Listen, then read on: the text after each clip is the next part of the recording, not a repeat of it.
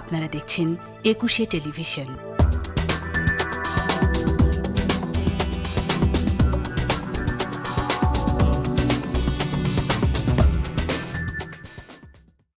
আমন্ত্রণ জানাচ্ছি প্রিয় দর্শক, 21 রাতে নির্বাচন নিয়ে নানান ধরনের মতামত আমরা শুনছি এবং সরকারের পক্ষ থেকে যথারীতি বলা হচ্ছে যে সংস্কারের পরে নির্বাচন, পরবর্তীতে আমরা শুনছি যে অত্যাবশ্যকীয় সংস্কারের পরে নির্বাচন। কিন্তু সেই অত্যাবশ্যকীয় সমস্যাগুলো আসলে কোনটি? যেমন জামাতের পক্ষ থেকে যৌক্তিক সময় চাওয়া হচ্ছিল নির্বাচনের জন্য, অন্য দল যত দ্রুত সম্ভব নির্বাচনের কথা বলছিল, কিন্তু এক্স্যাক্ট কোনো টাইম ফ্রেম আমরা কারোর পক্ষ থেকেই পাচ্ছি না। আসলে সংকটটি কোথায়, এই বিষয় নিয়ে আলোচনা করব। এই বিষয়ে আলোচনার জন্য আমাদের 21 স্টুডিওতে আজ উপস্থিত রয়েছেন জামায়াতে ইসলামী বাংলাদেশের ঢাকা মহানগরের আমির এবং কেন্দ্রীয় কমিটির অন্যতম সদস্য মোহাম্মদ সেলিম উদ্দিন, রয়েছেন বাংলাদেশ সমাজতান্ত্রিক দল বাসদের সহ সাধারণ সম্পাদক রাজিকুজ্জামান রতন। আমি একটু মোহাম্মদ সেলিম উদ্দিন আপনাকে দিয়ে শুরু করতে চাই।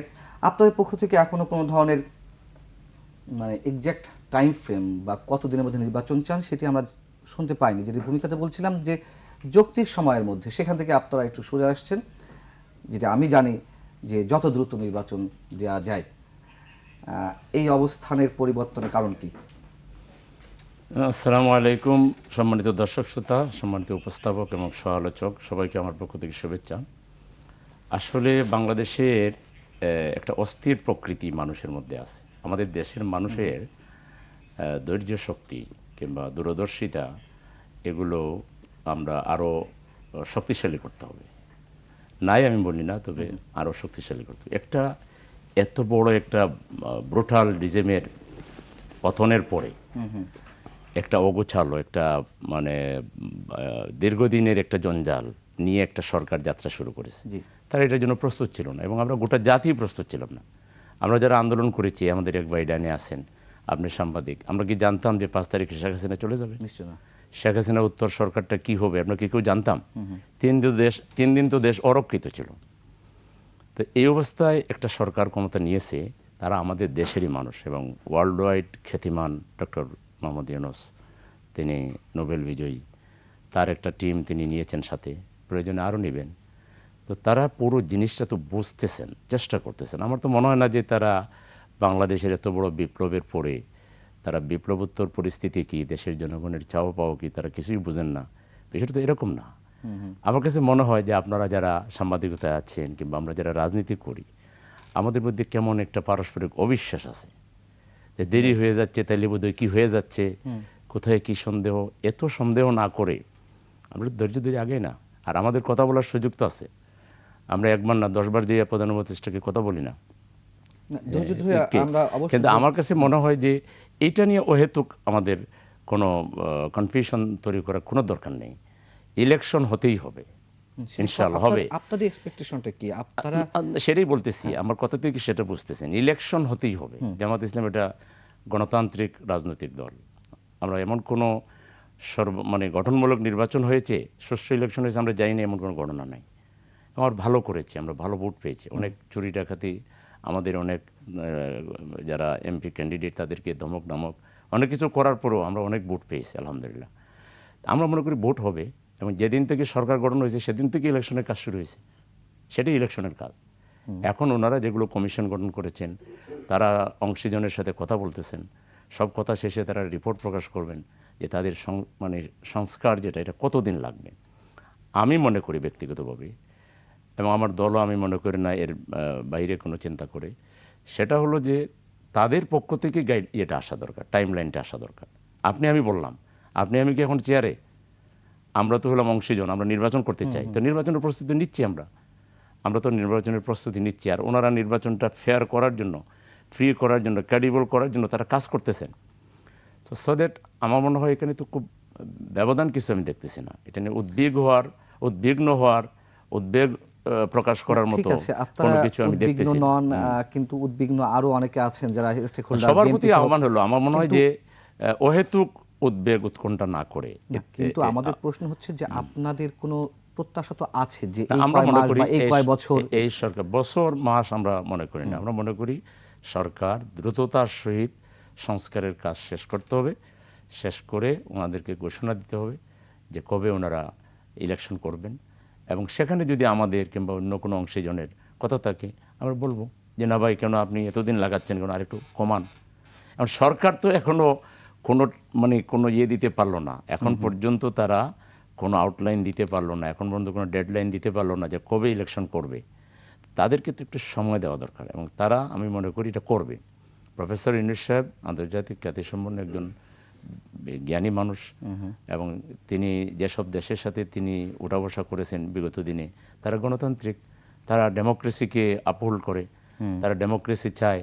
তো সুতরাং তিনি তো তাদের কাছেও তো তার একটা যোগাযোগ আছে। আমার মনে হয় না যে এটা খুব আহামরি কোনো দেরি উনি করবেন। ওনার পক্ষ থেকে, ওনাদের পক্ষ থেকে ইনশাল্লাহ ডেট জানাবেন। আমরা যদি দেখি যে ওনারা কোনো বেশি বিলম্ব করছেন, তা আমরা এটা সচেতন পলিটিক্যাল পার্টি হিসাবে, অন্যতম রাজনৈতিক একটি নির্বাচনের অংশীদার হিসাবে আমরাও কথা বলবো। সেই জায়গা থেকে আমার একটি প্রশ্ন রয়েছে, আমি আসছি আপনার কাছে আবারও। রাজিকুজ্জামান রতন, মোহাম্মদ সলিমউদ্দিন বলছিলেন যে উদ্বেগের কিছু নেই, আসলে এই উদ্বেগের কিছু নেই নাকি আমরা ধৈর্যহারা হয়ে যাচ্ছি, আসলে বিষয়টি কি? ধন্যবাদ। জনগণের একটা আকাঙ্ক্ষা ছিল এবং আকাঙ্ক্ষা অনুযায়ী তারা সংগ্রাম করেছে। আকাঙ্ক্ষাটা কি? একটা গণতান্ত্রিক সরকার তারা চায়, একটা ফ্যাসিস্ট রেজিম থেকে একটা ডেমোক্রেটিক রেজিমে তারা যাবেন। এর আগে তারা অনেক ধরনের ফ্যাসিস্ট রেজিমের তারা চিত্র দেখেছে এবং সেই ক্ষেত্রে মাত্রার পার্থক্য আছে, কিন্তু ফ্যাসিজমের ক্রাইটেরিয়াটা প্রায় একই রকম, যে জনমতকে প্রকাশ করতে না দেয়া, দুর্নীতিকে প্রশ্রয় দেয়া, দুর্বৃত্তায়নকে প্রতিষ্ঠিত করা, এমনকি পুলিশ এবং প্রশাসনকে দলীয় বাহিনীতে রূপান্তরিত করা। সবচেয়ে বড় কথা যে মুক্ত চিন্তা বা মুক্ত বুদ্ধি সেটার চর্চাকে বন্ধ করে দেওয়া, সমালোচনার কণ্ঠরুদ্ধ করা, এগুলো তো আমরা দেখেছিলাম এক্সপ্রেশন অফ ফ্যাসিজম। আর ফ্যাসিজমের মূল বিষয়টা কি? যে পুঁজিবাদী শোষণমূলক ব্যবস্থাকে অব্যাহত রাখা, শোষণ এবং লুণ্ঠনটাকে অব্যাহত গতিতে বাড়িয়ে তোলা। জনগণ এখান থেকে মুক্তি পেতে চেয়েছিল, সে কারণেই তারা তাদের প্রতিপক্ষ হিসেবে আওয়ামী লীগকে দেখেছে। আওয়ামী লীগের বিরুদ্ধে তাদের লড়াই ছিল, তা সেই লড়াইয়ে তো মূল কথাটাই ছিল যে একটা জবাবদিহিমূলক ব্যবস্থা প্রতিষ্ঠিত হোক, যেখানে যুক্তি শাসন প্রতিষ্ঠিত হবে, যেখানে যিনি ক্ষমতায় থাকুন না কেন তার একটা অ্যাকাউন্টেবিলিটি থাকবে। এবং অ্যাকাউন্টেবিলিটি জনগণের পাওয়ার একমাত্র জায়গা নির্বাচনের সময় সে যাচাই করে দেখবে যে যারা দেশটা পরিচালনা করলেন তারা যথাযথভাবে পরিচালনা করেছেন কিনা, এবং যে পথে দেশটা পরিচালিত হলে ভালো হবে সেই পক্ষে জনগণ মত দিতে পারবে কিনা। তো এইটাই তো চাওয়া। অন্তর্বর্তীকালীন সরকার সে চাওয়ার প্রেক্ষিতে এসছে। অন্তর্বর্তীকালীন সরকারের কাজটা কি? এটা বলাই হয়েছে অন্তর্বর্তীকালীন সরকার একটা ফ্যাসিস্ট রেজিম থেকে একটা গণতান্ত্রিক সরকারে যাওয়ার অন্তর্বর্তীকালীন সময়। অন্তর্বর্তীকালীন সময় যদি দীর্ঘ হয়ে যায় তাহলে কি দাঁড়াবে? তাহলে দাঁড়াবে যে এটাই কি ইটসেলফ সরকার হিসেবে কাজ করবে? এই সরকারের জবাবদিহিতা কে দেবে? এই সরকারের প্রত্যেকটা কাজের হিসাব কে নেবে? কারণ এই সরকার তো অন্তর্বর্তীকালীন সরকার, তাকে তো পরবর্তী কোনো সরকার আসলে তাকে সংবিধানসম্মত হতে হলে তাকে পার্লামেন্টে সেটাকে তাদের কর্মকাণ্ডকে, তাদের সময়কালকে এটাকে রেটিফাই করে নিতে হবে। সে কারণে এই সময়টা হচ্ছে একটা জবাবদিহিহীন ব্যবস্থা। কোনো সমাজের জন্য জবাবদিহিহীন ব্যবস্থা বেশি দিন চলতে পারে না, চলা উচিত নয়। তাহলে আর এক ধরনের ফ্যাসিজমের জায়গায় আমরা পড়ে যাব। যেমন আমরা ইতিমধ্যেই শুনছি যে কোনো সমালোচনা সহ্য করা হবে না। এক সময় আওয়ামী লীগের বিরুদ্ধে কথা বললেই তখন মুক্তিযুদ্ধ বিরোধী বলে ট্যাগ দেওয়া হতো, আর এখন যদি কেউ এই সরকারের কোনো একটা কর্মকাণ্ডের একটু সমালোচনা করেন তাহলে তাকে আবার বলা হচ্ছে ফ্যাসিবাদের দোষর বলে ট্যাগ দেওয়া হচ্ছে। তাহলে কি মনস্তত্ত্ব তো একই থেকে যাচ্ছে। ফলে আমরা মনে করি যে এই মনন জগৎ থেকে মানুষকে যদি পাল্টাতে হয় তাহলে একটা সুষ্ঠু, অবাধ, গ্রহণযোগ্য নির্বাচনের রোডম্যাপ ঘোষণা করা উচিত। 100 দিন খুব বড় কোনো সময় নয়, কিন্তু 100 দিন কোনো একটা কাজ শুরু করার জন্য একবারে কমও না। 100 দিন তো অনেক দিন। তো 100 দিনের মধ্যে আমরা যদি দেখতে চাই কোন কোন ক্ষেত্রে সরকার কি কি কাজ করেছেন এবং ভবিষ্যতে কি করবেন, তাহলে জনগণ বুঝতে পারে যে এই সরকারের একটা নির্দিষ্ট টার্গেট আছে। যদি কোনো রোড ম্যাপ না থাকে তাহলে টার্গেটটা কীভাবে বুঝবো? আমার তো একটা সময়সীমা থাকবে, দায়িত্বের যেমন একটা সীমা আছে, দায়িত্ব পালনেরও তো একটা সীমা থাকা দরকার। দায়িত্ব পালনের সীমাটা নির্দিষ্ট না থাকলে আর দায়িত্বটাও সুনির্দিষ্ট না থাকলে তাহলে কিন্তু একটা অন্তহীন অপেক্ষার বিষয় হয়ে দাঁড়াবে। আর সবচেয়ে বড় যে বিষয়টা, যে আমরা একটা অরাজক পরিস্থিতির মধ্যে তো দেশটাকে পড়তে দিতে চাই না। তো দেশটাকে একটা শৃঙ্খলায় আনতে হবে। তো শৃঙ্খলায় আনলে কে আনবেন শৃঙ্খলায়? যিনি আনবেন তার তো একটা জবাবদিহির মধ্যে পড়তে হবে। যখন এখন আওয়ামী লীগকে যদি আমরা দোষ দিই তাহলে আওয়ামী লীগের তো আমি আসামির কাঠগড়ায় তাকে দাঁড় করাতে পারছি, কিন্তু এই সরকার যখন চলে যাবেন তিনি তো ইন্ডেমনিটি পেয়ে যাবেন, তাকে তো আর আসামির কাঠগড়ায় দাঁড় করানো যাবে না। ফলে যদি কেউ এইরকম দায়হীন বা দায় মুক্তির একটা পরিবেশ পেয়ে যায় তাহলে তো তাকে কোনোভাবেই অ্যাকাউন্টেবল করা যাবে না। ফলে যারা আন্তর্জাতিকভাবে এত পরিচিত মানুষ, যাদের দেশি এবং বিদেশি এতখানি যাদের সুনাম সুখ্যাতি আছে, তাদের তো উচিত সুনাম এবং সুখ্যাতিটা অনুযায়ী তাদের কর্মপরিকল্পনাটা ঠিক করা। ফলে আমরা মনে করি যে সেই জায়গায় একটা অস্বস্তি শুধু না, সেই জায়গায় মানুষের একটু পর্যবেক্ষণ আছে। কারণ মানুষ দুটো জায়গায় অস্বস্তি বোধ করে, সরকারের থাকা না থাকাতে কিছু অস্বস্তি বোধ করে না। অস্বস্তি বোধ করে দ্রব্যমূল্য কেন নিয়ন্ত্রণ করতে পারছে না, ব্যবসায়ীদের এই ব্যবসা এবং মুনাফার লাগামটা কেন ধরতে পারছে না, এটা একটা দিক। 2 নম্বর হচ্ছে যে দুর্নীতির যে কথাগুলো শুনেছিলাম, দুর্নীতি এবং দখলবাজি, সেটা তো একই ধরনের ঘটনারই পুনরাবৃত্তি ঘটছে। তাহলে মানুষ অস্বস্তি বোধ করলো যে যাকে আমরা ক্ষমতা থেকে তাড়ালাম, ঠিক সেই ব্যক্তিটা নাই, কিন্তু সেই ব্যবস্থাটা আগের মতোই যদি থেকে যায়, তখন মানুষ একটু অস্বস্তি বোধ করে যে যা তাড়ালাম আর যা পেলাম দুটোর মধ্যে তো খুব পার্থক্য দেখছি না। আমরা মনে করি এটা খুব দুঃখজনক ব্যাপার হবে। মানুষের আকাঙ্ক্ষা যেন কোনোভাবে নষ্ট না হয়, মানুষের স্বপ্নটা যেন আবার ধূলিসাৎ না হয়, এবং মানুষের প্রত্যাশা যেন মার না খায়। আসলে সরকারের এই জায়গায় বড় একটা দায়িত্ববোধের পরিচয় দেওয়া উচিত। জনাব সলিমউদ্দিন, রাজিকুজ্জামান রতন যে কথাগুলো বলছিলেন, এবং এগুলো এই ধরনের অভিযোগ তো বিভিন্ন জায়গা থেকে উঠছে, এবং একটা সন্দেহ অবিশ্বাস তৈরি হচ্ছে, সেটা সরকারের মুখ থেকেও বেরোচ্ছে যে আমরা নির্বাচন করব, সুষ্ঠুভাবে নির্বাচন, কিন্তু তার মধ্যে নানান ধরনের সন্দেহ যদি তৈরি হয় সেক্ষেত্রে সংকট তৈরি করবে। সন্দেহ তৈরি হচ্ছে বা অবিশ্বাস তৈরি হচ্ছে, আপনি নিজেও আপনার বক্তব্যের মধ্যে বললেন, এটি আসলে হওয়ার কোনো যৌক্তিকতা আছে কি না? না, আমার মনে হয় যে রতন ভাই যেগুলো বলেছেন তার পর্যালোচনা যৌক্তিক, এবং আমি এটার সাথে সহমত পোষণ করি। কারণ মানুষের আকাঙ্ক্ষাটা অনেক বড়। যেমন মানুষ মনে করেছিল এই গভর্নমেন্ট আসলে অ্যাটলিস্ট আর চাঁদাবাজি হবে না, টেন্ডারবাজি হবে না, কিন্তু আমরা যখন দেখতেছি পরিবহন টেন্ডারবাজি হচ্ছে, পরিবহন সিন্ডিকেট হচ্ছে, চাঁদাবাজি হচ্ছে, অ্যাটলিস্ট এই ক্ষেত্রে বাজার জিনিসপত্রের দাম ছড়া চেষ্টা করতেছেন তারা। কিন্তু আমি খুঁজে পাই না যে তারা ভেবে পাই না যে তারা এটা সক্ষম হচ্ছেন না কেন, তাদের দুর্বলতার জায়গাটা কোথায়। এটা আমি একেবারে 100% একমত যে এখানে আমাদের জনগণ হতাশ। তাইলে কি সরকার কাউকে ভয় পাচ্ছে? এই সরকার তো কাউকে ভয় পাওয়ার কথা না, এটা তো জনগণের রক্তের উপরে, জনগণের বৃত্তির উপরে দাঁড়িয়ে আছে। তারা কাকে ভয় করছে? চাঁদাবাজকে ঠিক করার জন্য তো আমার মনে হয় 15 দিন সময় না, ব্লক রেড দিয়ে প্রথমে গোয়েন্দা তথ্য ছাড়া কারা কারা এগুলোর সাথে জড়িত, 15 দিনের ভিতরে তাদের কোনো গডফাদার থাকলে এদের জানাই দিক যে আমরা কিন্তু এদিকে যাচ্ছি। তারা যদি সামলাইতে না পারে তাহলে তাদেরকে ধরে এনে শাস্তি করবে। অন্তত এইটুকুর জনগণকে যদি একটু, মানুষ তো আমাদেরকে ফোন করে, আমরা তো রাজনীতি করি, মানুষের কাছে আমাদের যেতে হয়। মানুষ কী বললাম, যেই লাউ সেই কদু, আগে করতো আওয়ামী লীগ, এখন শুধু ব্যানারটা বদলিল, আর তো সব দেখি ঠিক আছে। তাহলে বিষয়টা কি সিগনিফিক্যান্ট নয়? অবশ্যই সিগনিফিক্যান্ট, এবং আমি মনে করি এটা সরকারকে অবশ্যই গুরুত্ব দিয়ে নিতে হবে। আজকের এখান থেকেও আমরা আপনাদের মাধ্যমেই সরকারের দৃষ্টি আকর্ষণ করছি যে আপনারা যদি এই যারা আছেন তারা সক্ষম না হন, কোনো ক্যাপাবল লোক সার্চ করেন। এমন লোক আছে আমাদের রাজনীতিবিদদের মধ্যে আছে, আমাদের সুশীল সমাজের মধ্যে আছে। আপনি ক্যাপাবল লোক সার্চ করেন, করে তাদেরকে দায়িত্ব দেন, দেখবেন এগুলো বন্ধ হয়ে যাবে। চেহারা দেখে যদি দেশ চালাতে পারবেন না, আর আপনারা তো নির্বাচন করবেন না, বা আপনারা তো এখানে কারো বুটে আসেন নাই, আপনারা আসছেন জনগণের বিপ্লবের মধ্য দিয়ে, এটা বন্ধ করতে হবে। তারপরে দেখেন এই যে 24-এর বিপ্লবে যারা শহীদ হলো, এখনও ওনারা শহীদের তালিকাটা প্রকাশ করতে পারলো না। সবচেয়ে দুঃখজনক, সবচেয়ে দুঃখজনক। মানুষের দোয়া পাওয়ার জন্য হইলো, আল্লাহর রহমত পাওয়ার জন্য হইলো, 1 নম্বর এজেন্ডা নেওয়া দরকার ছিল শহীদদের তালিকা প্রকাশ করা, শহীদের মা বাবার তালিকা প্রকাশ করে যারা বেঁচে আছে তাদের দোয়া নেওয়া, এবং তাদেরকে একটা সম্মেলনও করতে পারতো, এবং তাদেরকে জাতীয় বীর হিসেবে ঘোষণা দিয়ে জনগণকে ঐক্যবদ্ধ রাখা দরকার ছিল। এটা করতে পারলো না। আহতদেরকে এখনও তারা হসপিটালে যন্ত্রণার সাথে লড়াই করতেছে। আহতদের ব্যাপারে যেভাবে আরও, আমি একটা হাসপাতাল করে ফেলতো, পিজিকেই খালি করে বলতে পারতো যে এটা হবে আহতদের জন্য চিকিৎসা, যা কথার কথা বলছে, অথবা একটা পিজির মধ্যে একটা হাসপাতাল বানাই ফেলতে পারতো, কিন্তু এটা তো পারলো না। আমি তো অন্তত এই 2টা ক্ষেত্রে বলবো যে তারা চরম ব্যর্থতার পরিচয় দিয়েছে। এখানে তাদেরকে আরও গুরুত্ব দিতে হবে। আর ইলেকশনের বিষয়ে আমার কেন ব্যক্তিগতভাবে মনে হয় যে তারা বোধহয় কাজ করছেন, কিন্তু তারা হয়তো সব গুছাইয়ে একটা দিতে চাচ্ছেন, এটা আমার একটা ধারণা। এই ধারণা যদি ভুল হয় তারা যদি অযাচিত সময় বেশি নিতে চান ইচ্ছাকৃতভাবে, এটা জনগণ কখনো মানবে না। তার মানে সন্দেহ আপনার মধ্যে আছে? আমি সন্দেহ করছি না, আমি সন্দেহের ঊর্ধ্বে রেখে বলছি, আমি সন্দেহের ঊর্ধ্বে রেখে বলছি যে বোধহয় তারা কাজ করছেন। তারা হয়তো শীঘ্রই একটা টাইম লাইন আমাদেরকে বলবেন যে আমরা এতদিনের সংস্কার এই করব আর এতদিনে আমরা ইলেকশন করব। আমরা সেটার অপেক্ষায় আছি। আমরা মনে করি জন আকাঙ্ক্ষা হলো যে জনগণকে দোয়াশার মধ্যে না রেখে ক্লিয়ার করা যে আমরা কখন কি করতে চাই, এটা ক্লিয়ার করা উচিত।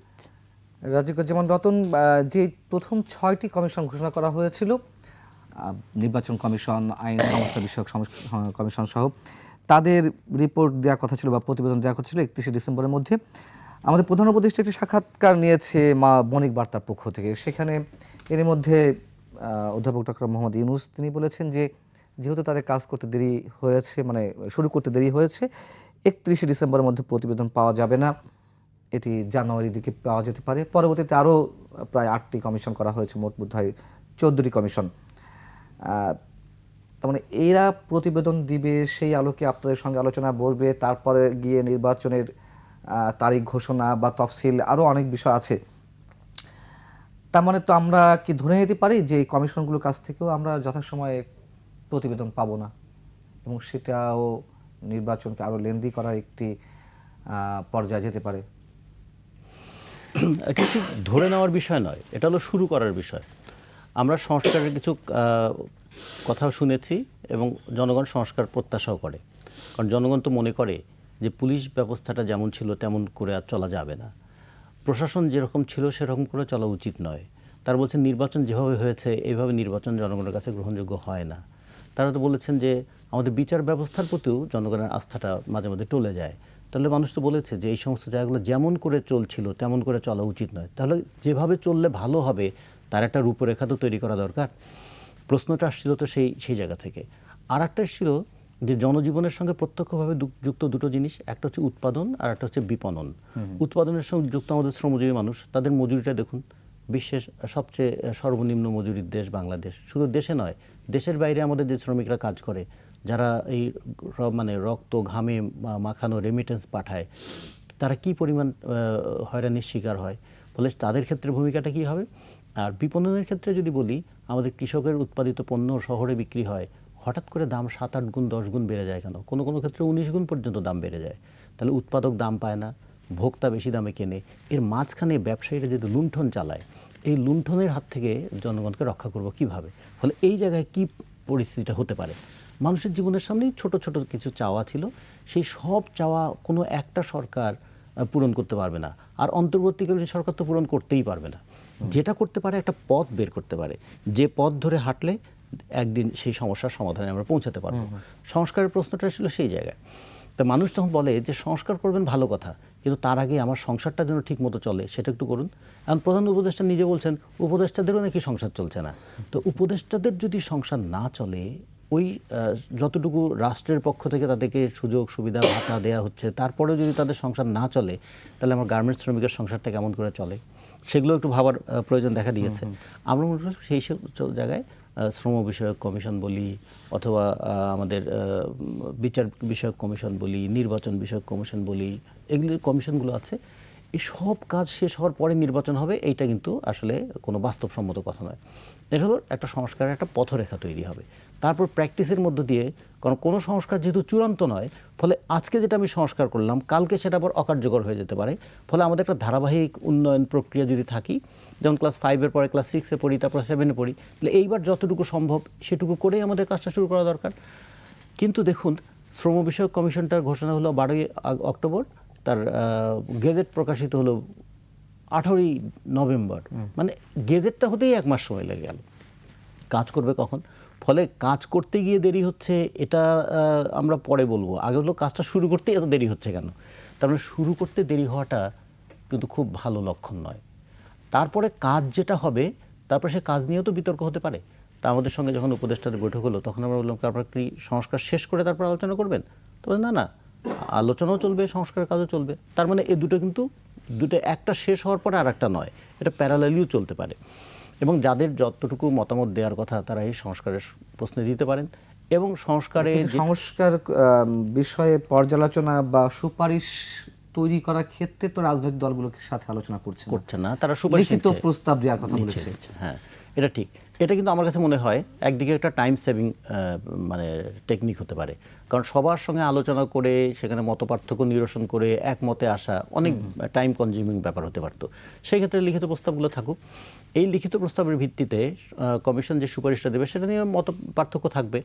মত পার্থক্য নিরসন হওয়ার পরে নির্বাচন হবে, এটা যদি হয় তাহলে কিয়ামতের আগেও নির্বাচন হবে না। ফলে আমাদের বলতে হবে একটা মিনিমাম একটা আন্ডারস্ট্যান্ডিং ডেভেলপ করাতে হবে, সেই আন্ডারস্ট্যান্ডিংয়ের উপর ভিত্তি করে নির্বাচন হবে। আমার কাছে মনে হয় না যে এটা খুব জটিল প্রক্রিয়া, কিন্তু এটাকে জটিল বানাতে চাইলে জটিল বানানো যাবে। আমরা এখন অপেক্ষা করতে চাই পরিস্থিতিটা যে বেদনার মধ্য দিয়ে জনগণ এই অন্তর্বর্তীকালীন সরকারের আবির্ভাব দেখেছে, অন্তর্বর্তীকালীন সরকারকে যেন হাসি মুখে বিদায় দিতে পারে এরকম একটা পরিস্থিতি যেন থাকে। ফলে এ যাবৎকাল কোনো সরকার এখানে কিন্তু মানুষের কাছ থেকে শ্রদ্ধা ভালোবাসা নিয়ে খুব বেশি যেতে পারে নাই। আমরা মনে করি যে এই সরকার, এত রক্তের উপর দাঁড়িয়ে থাকা যে সরকার, এত সংগ্রামের উপর গড়ে ওঠা যে অন্তর্বর্তীকালীন সরকার, তাকে যেন আমরা শ্রদ্ধা ভালোবাসা দিয়েই বলতে পারি যে তারা যতদিন ছিলেন তারা দেশটাকে একটা অগণতান্ত্রিক ব্যবস্থা থেকে গণতান্ত্রিক ব্যবস্থায় নিয়ে আসার ক্ষেত্রে যথাসাধ্য চেষ্টা করেছেন। সেইটা দৃশ্যমান ফলাফল জনগণ যেন দেখতে পায়। আমরা আলোচনা ফিরবো একটা ছোট্ট বিরতির পরে। দর্শক, ফিরছি খুব শিগগির।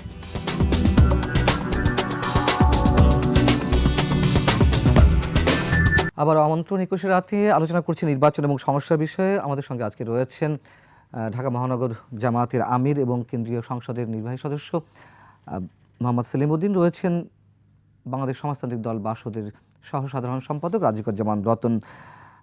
মোহাম্মদ সেলিম উদ্দিন, এরকম তো বলা হচ্ছে যে আসলে সংস্কার অনন্ত একটি প্রক্রিয়া, অনন্ত সময়ের জন্য। এখন যেমন বিএনপির পক্ষ থেকে দাবি করা হয়েছে যে বিচার বিভাগীয় সংস্কার, আইন মন্ত্রণালয়ের যে বিভিন্ন বিষয়ে সংস্কার, পুলিশের সংস্কার, নির্বাচন কমিশন, সেই ক্ষেত্রে কিছু সংস্কারের পরে নির্বাচনটি দেওয়ার তারা দাবি জানাচ্ছে। আপনারা কি এ ধরনের কোনো স্পেসিফিক কোনো সংস্কার বিষয়ে কথা বলেছেন বা আপনাদের কোনো দাবি আছে যেন এই বিষয়ে সংস্কার আগে করতে হবে? না, আগে পরে কোনো কথা নয়। কথাটা হলো সরকার তো কিছু কমিশন গঠন করেছে এবং তারা সেখানে আমাদের কাছে এই সংস্কারের ব্যাপারে প্রস্তাব চেয়েছে। আমরা প্রত্যেকটার ব্যাপারেই আমরা আলাদা কমিটি করেছি। সেখানে কি কি সংস্কারগুলো আগামী দিনের জন্য টেকসই বাংলাদেশের জন্য প্রয়োজন বিগত দিনের অভিজ্ঞতার ভিত্তিতে সেগুলো আমরা তৈরি করেছি। এবং যেখানে যখন আমাদেরকে বলা হচ্ছে যে সময় দেওয়া হচ্ছে, সেই সময়ের ভিতরে আমরা সংস্কার প্রস্তাবগুলো দিচ্ছি। এখন অন্যান্য দলও দিচ্ছে, দেওয়ার পরে তারা তো এটা সামারাইজ করে তারা একটা প্রস্তাব নিঃসন্দেহে দিবে। সেটা সম্পর্কে যদি জানতে চাচ্ছিলাম যে, বা যদি বলতেন কোন কোন জায়গায় আপনারা এমফাসাইজ করছেন বা কোনটাকে প্রায়োরিটি দেওয়ার কথা বলছেন? না, ধরেন আমাদের যে এখন সংবিধান আছে, এই সংবিধানে অনেক কিছু কালাকানুন আছে যেগুলো অতীতে। আপনারা কি সংবিধান পুনর্লিখন চান নাকি সংস্কার চান? আমরা পুনর্লিখন সংস্কার যেটুকু না হলে সেই ফ্যাসিবাদী চরিত্র নিয়ে সংবিধান থেকে সংস্কারের পক্ষই আপনারা? হ্যাঁ, আমরা সংস্কারই চাই। সেই সংস্কার করতে গিয়ে যেটুকু এখানে যা করা দরকার, যতটুকু সংস্কার না হলে এটা সেই পূর্বের অবস্থা থেকে যাবে, ফ্যাসিবাদ আবার এখানে সুযোগ পাবে। আমরা সেটা চেঞ্জ চাই। সেজন্য আমরা সুলিখিতভাবেই ওয়েল ড্রাফটেড প্রস্তাব আমরা তাদের কাছে দিচ্ছি। আমাদের বোধহয় 25 তারিখে দেওয়ার কথা। আচ্ছা, আমরা অলরেডি সেটা তৈরি করেছি সংবিধান। আর কোন বিষয়ে emphasize তারপরে করছেন? তারা যে কয়টা কমিশন করেছেন প্রত্যেকটা বিষয়ে আমরা প্রস্তাব দিচ্ছি, প্রত্যেকটা বিষয়ে আমরা আলোচনা করেছি। বিশেষ করে নির্বাচন কমিশনের বিষয়ে আমাদের সুনির্দিষ্ট প্রস্তাব আছে। তারপরে এই যে আপনার জনপ্রশাসন, পুলিশ, এগুলোতে সংস্কার আনতে হবে। কতগুলো বিষয় তো পলিটিক্যাল পার্টির মধ্যে কোনো দ্বিমত নাই। আমরা তারা যে কয়টা তো সংস্কার কমিশন করেছেন, এগুলো তো সবগুলোর ব্যাপারে আমরা একমত যে এগুলো সংস্কার হওয়া দরকার। এখন কতটা তাড়াতাড়ি 14টি কমিশন এর মধ্যে করা হয়েছে, আরো করা হবে কিনা আমি জানি না, এই মুহূর্ত পর্যন্ত জানি না। তবে আপনারা কি মনে করেন যে কয়টা করা হয়েছে কোনোটা অপ্রয়োজনীয় আমরা মনে করি না। আচ্ছা, এগুলো দরকার আছে। এখনই সব কমপ্লিট করেই ওনারা নির্বাচন দিবে না, প্রয়োজনে যেগুলো অগ্রাধিকার হইতে পারে, যেমন নির্বাচন কমিশন, এটা বেশি দরকার, জনপ্রশাসন এটা দরকার, বিচার বিভাগ দরকার। এগুলো করে যদি বাকিগুলোর ব্যাপারে তারা রূপরেখা একটা দিতে পারেন যে এইভাবে হইতে পারে, কোনো একটা লাইন আপ করে যেতে পারেন বা পুরোটা করে যেতে পারেন, আমার তো মনে হয় যে যদি তারা একটু দ্রুততার সহিত যতটা কমিশন তারা করেছেন প্রত্যেকটাতে সংস্কার আনতে পারেন, জাতি খুশি হবে। কিন্তু এটা করতে গিয়ে এমন পরিমাণ সময় নেওয়া যে জাতি আবার অখুশি হয়, জাতি একটু টেনশনের মধ্যে পড়ে যায়, তাহলে সেটা তো করা যাবে না। এজন্য আমরা এই সরকারকে তাদের কাজের আরও গতি বাড়াবার আহ্বান জানাবো। স্পিড আপ করতে হবে, আরও প্রয়োজনীয় লোক নিতে হবে এবং দ্রুততার সহিত কাজ করতে হবে। কাজে যে এক ধরনের আমরা স্থবিরতা লক্ষ্য করছি, এটা দরকার নেই। এটা এটা আমি এটা একটু পরিষ্কারভাবে জানতে চাচ্ছিলাম যে যে যে 14টি কমিশন হয়েছে সংস্কার বিষয়ে, অবশ্যই প্রত্যেকটি সংস্কার প্রয়োজন রয়েছে, আপনি যেটা বলছেন আপনার সঙ্গে আমিও একমত, কিন্তু একটা গ্রহণযোগ্য ফ্রি ফেয়ার ক্রেডিবল নির্বাচনের অনুষ্ঠানের জন্য সংস্কার কোন কোন বিষয়ে আসলে সংস্কারটা আগে প্রাধান্য দিয়ে আসে? সেটাই আমি বলেছি, আগে তো প্রাধান্য হলো নির্বাচন কমিশন, তারপরে প্রাধান্য হলো জনপ্রশাসন, প্রাধান্য হলো ইভেন আমাদের সংবিধান সংস্কার আইন করতে হবে, মন্ত্রণালয় সংক্রান্ত বিচার বিভাগের আইন সংক্রান্ত, বিচার বিভাগ, এগুলো তো করতে হবে, এগুলো তো অগ্রাধিকারী। কিন্তু সাথে বাকি যেগুলো দেওয়া হয়েছে সেটাকে আমি মনে করি না যে এটার গুরুত্ব নাই। কারণ আমরা তো দেখেছি দলীয় সরকারগুলো যে কোনো কারণে ক্ষমতায় চলে যাওয়ার পরে তারা এক ধরনের ডিলামে করেন, তারা এক ধরনের সেই কালাকানুন বাতিলের বিরুদ্ধে কে বলেন নাই বলেন, Right. কিন্তু গিয়ে কয়জন করেছেন। এইটা দেশের জনগণের পারসেপশন যদি আপনি চিন্তা করেন, খালি তো পলিটিক্যাল পার্টিগুলোর চিন্তা করলে হবে না। অবশ্য পলিটিক্যাল পার্টি জনগণকে সাথে নিয়ে চলে, এই পলিটিক্যাল পার্টিগুলোর বাইরেও কিছু জনগণ কিন্তু আছে। এখন তো নতুন কিছু স্টেক হোল্ডার তৈরি হয়েছে, ছাত্ররা একটা বড় স্টেক হোল্ডার, জি, বিপ্লবের ছাত্র যারা তারা একটা স্টেক হোল্ডার, তাদেরকে অস্বীকার করতে পারেন না। এক স্টেকহোল্ডারের মধ্যে আবার শুনি যে ছাত্রদের যেমন একটা প্রাধান্য আছে বর্তমান সরকার, বা জামাতের বোধহয় একটা প্রভাব আছে, এটি কতখানি না, জামাত ইসলামী একটা নৈতিক দায়িত্বশীল অর্গানাইজেশন, তার একটা প্রভাব সমাজ এবং রাষ্ট্রে থাকবে না।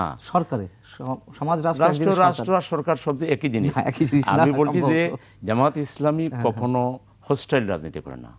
জামাত ইসলামী অলওয়েজ দায়িত্বশীল রাজনীতি করে। আপনি দেখেন আওয়ামী লীগ জামাতের উপরে যে টর্চারটা করেছে, নিজামী সাহেবের মতো একজন প্রখ্যাত আলেমে দিন, পার্লামেন্টারিয়ান, যার ইমামতিত্বে আওয়ামী লীগের সবগুলো নেতা নামাজ পড়েছে, এক টেবিলে বসে চা খেয়েছে, নাস্তা খেয়েছে, সেই মানুষটাকে একটা মিথ্যা কাল্পনিক নাটক সাজিয়ে ফাঁসি পর্যন্ত দিয়ে দিল।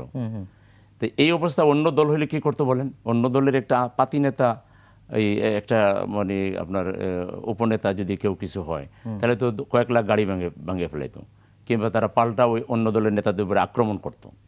জামাত ইসলামী তো বাংলাদেশের কয়েকটা বড় রাজনৈতিক দলের মধ্যে মার্শাল্লাহ একটা বড় রাজনৈতিক দল, তাই না? তার জনশক্তি আছে, তার জনসমর্থন আছে। তা আমরা দেখেন কোথায় আইন হাতে তুলে নিয়েছি, কোনো রাস্তায় একটা মিছিল করেছি, এই মিছিলটাকেও আবার বুটের নিচে পিষ্ট করে, গুলি করে, হামলা করে আমাদেরকে মানে যাতা করেছে। তো জামাত ইসলাম একটা দায়িত্বশীল অর্গানাইজেশন। তো সুতরাং জামাত ইসলামী কখনো দেখবেন হুজুগের কথা বলে না। জামাত ইসলামী যা বলা দরকার বুঝে শুনেই বলে। তো জামাত ইসলামীর মতো একটা দলের কথা রাষ্ট্র সরকার যে চালাবে, দেশ যারা চালাবে, কিংবা প্রশাসনে যারা থাকবে, কিংবা পলিটিক্যাল পার্টি যারা থাকবে, কিংবা জনগণ, তাদের উপরে এটা একটা নৈতিক প্রভাব থাকবে, এটা খুব স্বাভাবিক। সুতরাং আপনি ওই বিবেচনা যদি বলেন যে জামাতের একটা প্রভাব আছে, তাহলে এটা আপনার দৃষ্টিকোণ থেকে। আমরা ওই রকম প্রভাব হিসাব নিকাশ করি না। কোথায় আমাদের প্রভাব আছে আর কোথায় আমাদের প্রভাব নাই, এগুলো আলাদাভাবে আমরা বিচার করি না। আমরা একটা বিচার প্রশ্ন করি আপনার কাছ থেকে উত্তর নিয়ে, জি আপনি শেষ করুন। না, আমরা ওইভাবে ভাগাভাগির রাজনীতি করি না। যে এই জায়গায় আমাদের একটা হিস্সা আছে, ওখানে একটা প্রভাব আছে, ওখানে একটা প্রভাব তৈরি করা দরকার। আর্টিফিশিয়াল একটা আপনার লবিংয়ের মাধ্যমে, তদবিরের মাধ্যমে যে কোনোভাবে আমার একটা প্রভাব তৈরি করা, প্রশাসনে হোক, সমাজে হোক, না, আমরা কাজের মাধ্যমে প্রভাব তৈরি করতে চাই। আমার কাজ জনগণ বিবেচনা করবে। আপনার কাছ থেকে একটি প্রশ্ন উত্তর নিয়ে আমি রাজিকুজ্জামান রতনের কাছে যাব। সেটা হচ্ছে যে ভারতের অন্যতম একটি গণমাধ্যম, প্রভাবশালী গণমাধ্যম দ্য হিন্দুতে একটা সাক্ষাৎকারের সময়, মানে সাক্ষাৎকার দিতে গিয়ে একটা পর্যায়ে এক প্রশ্ন উত্তরে আমাদের প্রধান উপদেষ্টা বলেছেন যে আওয়ামী লীগ নির্বাচন করতে পারবে, কোনো আপত্তি নেই, অর্থাৎ তারা রাজনীতি করতে পারবে, নির্বাচন করতে পারবে মানে তো রাজনীতি করতে পারবে। এই বিষয়টির সঙ্গে জামাতের অবজারভেশন কি, বা আপনারা কি একমত পোষণ করেন কিনা? দেখেন, কে রাজনীতি করতে পারবে, কে পারবে না, সেটা নির্ভর করে জনগণের ইচ্ছার উপরে। আওয়ামী লীগ জনগণের বিরুদ্ধে যে মানে যে কার্যক্রম চালিয়েছে, যে হত্যাকাণ্ড, গণহত্যা চালিয়েছে, নির্বিচারে মানুষ খুন করেছে। শিশু 200 শিশু তাদের হাতে খুন হয়েছে। পৃথিবীর ইতিহাসে একমাত্র ফিলিস্তিন ছাড়া আর কোনো জায়গায় এত শিশু হত্যার, যুদ্ধেও এত শিশু মারা যায় না। একটা রাষ্ট্রের যেভাবে হোক তারা রাতের বুটে হোক আর জিন বুথের বুটে হোক পাশ কইরা এইভাবে জাতির উপরে তারা যে অত্যাচার চালিয়েছে, এই জাতি তাদেরকে ক্ষমা করবে কি না, তারা ভোটের ফিল্ডে আসে দাঁড়াইতে পারবে কিনা, তাদের বিরুদ্ধে এখনো এইসব গণহত্যার বিচার হবে। এই বিচার হওয়ার পরে তাদের নেতৃবৃন্দের পজিশন কি হবে, তাদের দলের পজিশন সময় বলে দিবে। আমাদের দল হিসেবে তো বলার কিছু নাই এখানে। তখন আইনগতভাবে নিষেধাজ্ঞার সাথে আপনারা একমত পোষণ করছেন একমত না? দ্বিমতের কিছু নাই। আইন যদি বলে কোনো যদি কোনো সরকার তার সে ফিল করে যে আইনের ব্যত্যয় তারা ঘটিয়েছে এবং সেই কারণে ওই আইনেই তার কোনো তার ব্যাপারে কোনো ব্যবস্থা নিতে হবে। আপনাদের জামাতকে যখন দল হিসেবে আমরা তো মানে কোনো এই ব্যাপারে অবস্থান নিতে পারি না। আমরা এইসব নোংরা রাজনীতির মানে সাথে সরকার যদি নিষেধাজ্ঞা করে তাহলে আপনাদের বলার কিছু আইন নেই, অনুযায়ী নিষিদ্ধ না- যদি কোনো দল নিষিদ্ধ হয় কিংবা কোনো কারো ব্যাপারে কোনো শাস্তিমূলক ব্যবস্থা হয়, যেটা আইন ন্যায় বিচার হয়, ন্যায় বিচার যদি হয় এটা যে একটা দল সে দেশের মানে জনগণের বিরুদ্ধে সে জেনোসাইড করেছে, সেই কারণে আইন তার উপরে প্রয়োগ করতে হয়, তা আপনি আমি বাধা দেওয়ার কে?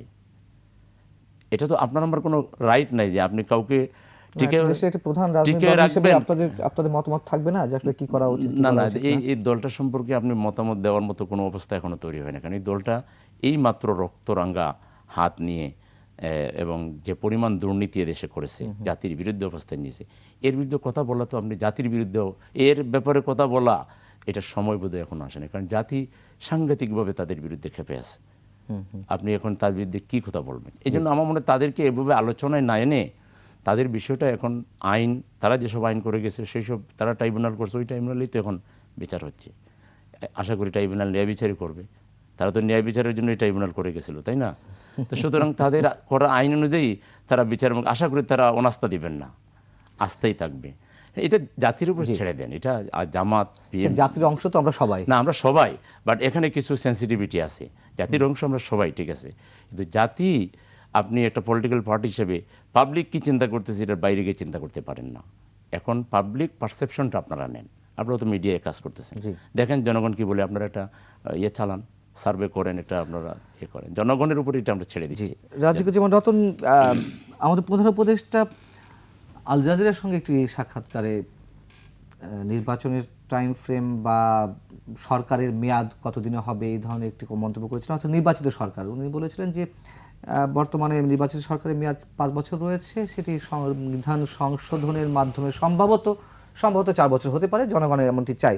সেটি প্রসঙ্গে কথা বলতে গিয়ে উনি বলেছেন যে বর্তমান সরকারের মেয়াদ 4 বছরের কম হতে পারে। এটা নিয়ে বেশ গত 2 দিন আলোচনা বিতর্ক হয়েছে।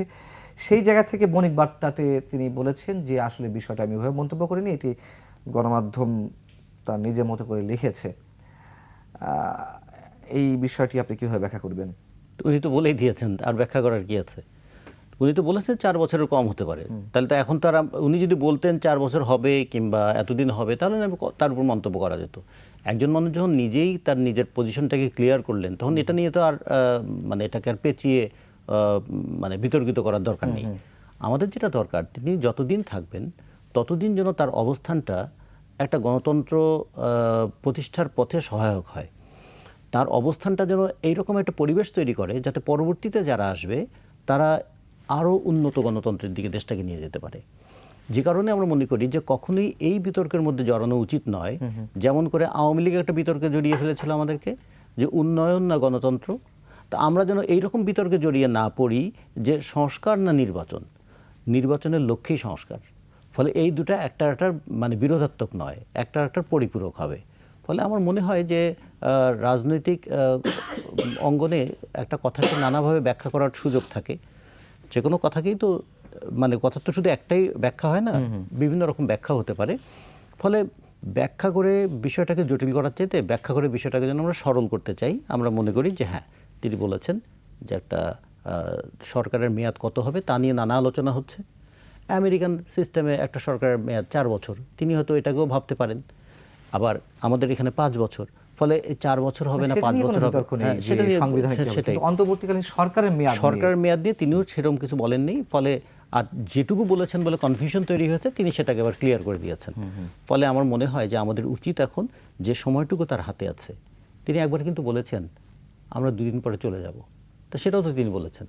এখন 2 দিন কত দিনে হয় এটাও আবার মানুষ হিসাব করবে যে হ্যাঁ সেই 2 দিন যেন আবার যথার্থ হয়, কাজের দিন হয়, 2 দিন যেন শুয়ে বসে না কাটাই। ফলে এটাই আমাদের জনগণ দেখতে চাইবে এখন। নিত্য প্রয়োজনীয় দ্রব্য মূল্যের লাগাম কেন টেনে ধরা যাচ্ছে না? মানে সরকারের পক্ষ থেকে চেষ্টা করা হচ্ছে, যেটি জনাব সেলিমউদ্দিন বলছিলেন। আপনার কি মনে হয় যে আসলেই চেষ্টা করছে না কোথাও কোনো ব্যত্যয় রয়েছে? আচ্ছা, নিত্য প্রয়োজনীয় দ্রব্যগুলো কি কি? যদি আমরা ধরি আমাদের চাল, চিনি, হ্যাঁ, তা চাল চিনিটা নিয়ন্ত্রণ করে কে? আমাদের তেলটা নিয়ন্ত্রণ করে কারা? আমাদের যদি দেখা যায় যে খুব বড় আকারের 8জন 10জন ব্যবসায়ী কিন্তু এগুলো নিয়ন্ত্রণ করে। তারা একই সঙ্গে চালের ব্যবসা করেন, একই সঙ্গে চিনির ব্যবসা করেন, একই সঙ্গে তেলের ব্যবসা করেন, একই সঙ্গে বিশ্ববিদ্যালয় চালান, একসময় টিভি সেন্টার চালান, একটা পত্রিকার মালিক হন, ব্যাংকের মালিক হন। তার মানে একটা অলিগার্ক তারা তৈরি করেছেন। ফলে আমরা তো জানি যে তারা কোন জায়গায় আছেন। ফলে এখানে দেখতে হবে সরকারের নজরটা কোন দিকে।